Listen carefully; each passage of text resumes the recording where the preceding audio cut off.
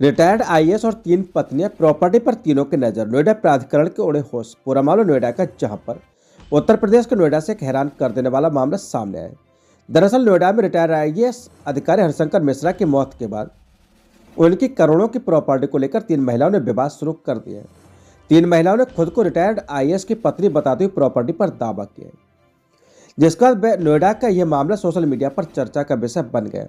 इस विवाद में एक महिला के नाम पर प्रॉपर्टी ट्रांसफर भी किया गया था, लेकिन जब इस मामले ने तूल पकड़ा तो नोएडा प्राधिकरण ने प्रॉपर्टी के ट्रांसफर को निरस्त कर दिया और इसकी जांच शुरू कर दी। रिटायर्ड आईएएस की नोएडा में है करोड़ों की प्रॉपर्टी। जानकारी के मुताबिक हरिशंकर मिश्रा, जो पीसीएस से प्रमोट होकर आईएएस बने थे, सन 2014 में रिटायर हुए थे और 11 जुलाई 2023 को गाजियाबाद की एक निजी अस्पताल में लीवर की बीमारी से निधन हो गया था। नोएडा में करोड़ों की प्रॉपर्टी, इसमें सेक्टर 62 में स्थित 180 मीटर की कोठी भी शामिल है, जिसकी कीमत करोड़ों रुपए में बताई जा रही है। कहा जा रहा है कि रिटायर्ड आईएएस की मौत के कुछ दिनों बाद शिवा शेखा नाम की एक महिला नोएडा प्राधिकरण पहुंचे, खुद को हरिशंकर मिश्रा की पत्नी बताया। महिला ने शादी और मृत्यु प्रमाण पत्र जमा कर प्रॉपर्टी ट्रांसफर की प्रक्रिया शुरू कराई। 4 दिसंबर 2024 को शिवा शेखा के नाम पर 180 मीटर की कोठी का म्यूटेशन हो गया, लेकिन महिला द्वारा प्रस्तुत शादी का प्रमाण पत्र हरिशंकर मिश्रा की मृत्यु से सिर्फ 8 दिन पहले का था, जिससे प्राधिकरण को महिला पर शक हुआ। वहीं इसके खिलाफ दूसरी महिला भी पहुंची नोएडा प्राधिकरण के पास। इसी बीच अनिता मिश्रा नाम की एक महिला भी नोएडा प्राधिकरण पहुंची और खुद को हरिशंकर मिश्रा की पत्नी बताते हुए दावा किया कि उसकी शादी 27 साल पहले हुई थी और उसका 24 साल का बेटा और 23 साल की बेटी है। जिसके बाद प्राधिकरण ने शिवा शेखा के नाम पर ट्रांसफर की गई प्रॉपर्टी को निरस्त कर दिया और मामले की जांच शुरू कर दी। नोएडा प्राधिकरण को हैरानी तो तब हुई जब 45 वर्षीय एक अन्य महिला भी प्राधिकरण के पास जा धमकी और खुद को रिटायर्ड आईएएस अधिकारी की बेटी बताते हुए दावा किया कि उसकी असली पुत्री कुशीनगर में रहती है।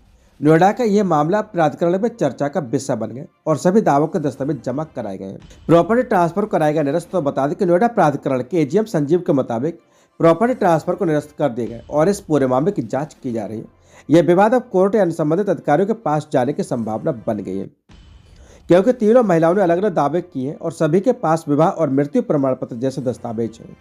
सच से कनेक्शन के लिए यूपी स्टेट ब्यूरो मैथिल नेमचा शर्मा की रिपोर्ट।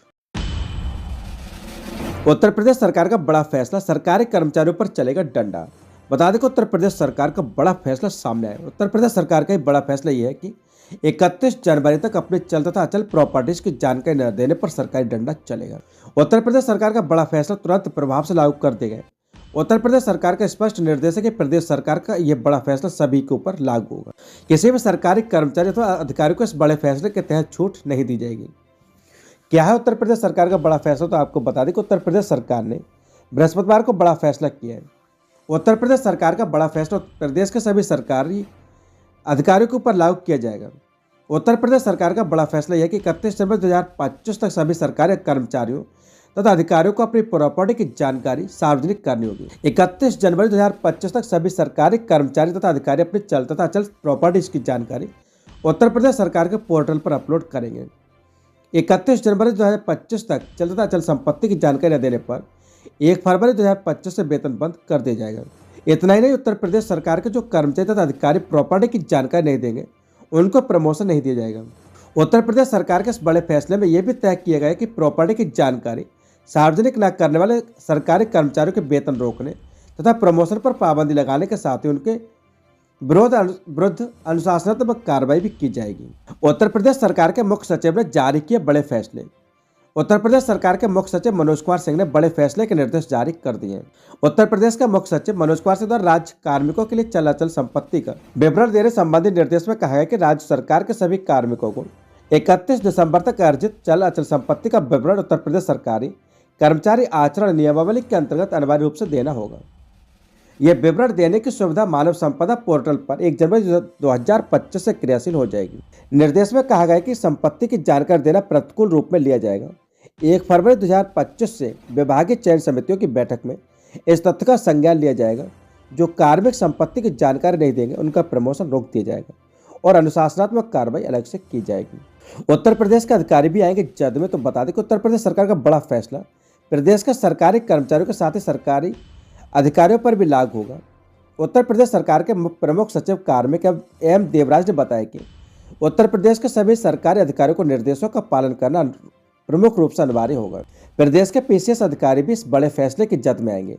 उत्तर प्रदेश के ऐसे अधिकारियों को भी 31 जनवरी 2025 तक अपनी चल अचल प्रॉपर्टी की जानकारी सरकार के पोर्टल पर देना अनिवार्य कर दिया गया है। उत्तर प्रदेश के सभी पीसीएस अफसर को अपनी प्रॉपर्टी की पूरी जानकारी स्पैरो पोर्टल पर 31 जनवरी 2025 तक हर हाल में अपलोड करनी पड़ेगी। सच से कनेक्शन के लिए स्टेट ब्यूरो मैथिल नेमचा शर्मा की रिपोर्ट। राशन घोटाला मामले में सीबीसीआईडी आगरा में शासन को भेजी रिपोर्ट। 4 पूर्ति निरीक्षकों समेत 100 पर हो सकती है कार्रवाई। पूरा मामला गाजियाबाद आगरा गौतम बुद्ध नगर क्षेत्र का, जहां पर गौतम बुद्ध नगर के 4 पूर्ति निरीक्षकों समेत 100 लोगों पर सरकारी राशन के गबन के आरोप में शिकंजा कस सकता है। इसमें कोटेदारों से लेकर सरकारी राशन का लाभ उठाने वाले शामिल हैं। इस मामले में सीबीसीआईडी आगरा ने 7 मुकदमों की विवेचना पूरी करके शासन को रिपोर्ट भेज दी है। शासन की अनुमति के बाद पूर्ति निरीक्षकों और कोटेदारों के विरुद्ध सरकारी राशन के गबन में कार्रवाई हो सकती है। दोनों जिलों के 14 मुकदमों की विवेचना आर्थिक अपराध अनुसंधान शाखा से इस वर्ष जून में सीबीसीआईडी आगरा को स्थानांतरित की गई। आगरा, मैनपुरी, फिरोजाबाद, मथुरा, गाजियाबाद, गौतम बुद्ध नगर समेत प्रदेश के कई जिलों में वर्ष 2018 में राशन घोटाला सामने आया था। कोटेदारों ने एक ही आधार कार्ड पर कई बार राशन उठाया। शासन स्तर से जांच और धांधली सामने आने पर कोटेदारों के लाइसेंस निलंबित करने के साथ मुकदमे दर्ज कराए गए थे। वहीं मामले की जांच की जा रही है। सच से कनेक्शन के लिए यूपी स्टेट ब्यूरो मैथिल नेमचा शर्मा की रिपोर्ट। सीबीआई ने शिमला में ईडी के दफ्तर पर छापा मारकर रिश्वतखोरी मामले में 1.14 करोड़ रुपए से अधिक की नकदी बरामद की। सूत्रों के अनुसार आरोपी ईडी के सहायक निदेशक रैंक के अधिकारी फरार है, जबकि उनके भाई को सीबीआई ने एक निजी व्यक्ति से रिश्वत लेते हुए गिरफ्तार कर लिया है। सीबीआई के छापे के बाद ईडी ने शिमला शाखा के कम से कम 3 अधिकारियों को तबादला कर दिया है, जिसमें वह सहायक निदेशक भी शामिल है, जो अब भी फरार है। सच से कनेक्शन के लिए यूपी स्टेट ब्यूरो मैथिल नेमचा शर्मा की रिपोर्ट।